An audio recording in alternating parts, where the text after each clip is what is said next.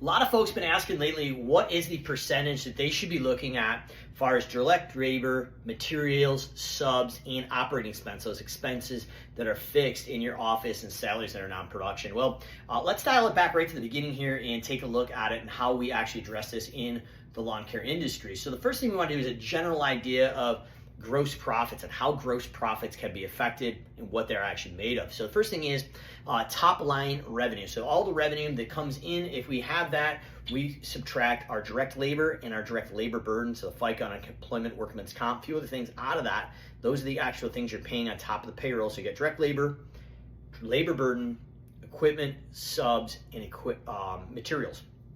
When you take those from your direct labor charge, so your total charge minus direct labor, labor burden, equipment, subs, materials, that gives you a gross profit. So that's an area that I would probably look at as a rule of thumb. If you listen to Gregg Crabtree at all, he's going to say on an industry average across all different industries, we'd like to see that gross profit, say at 50%.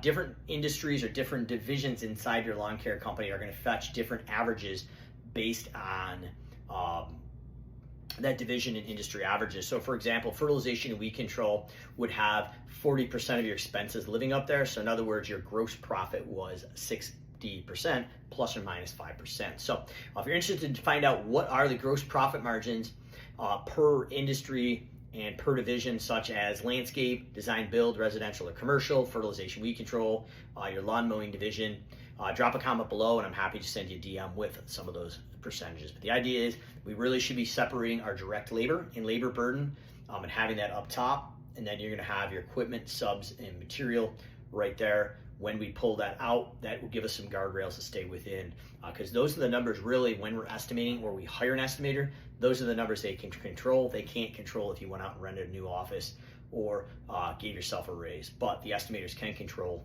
the direct expenses from what they're charging. And that's going to get you in the area of guardrails of where you should be per service and per division.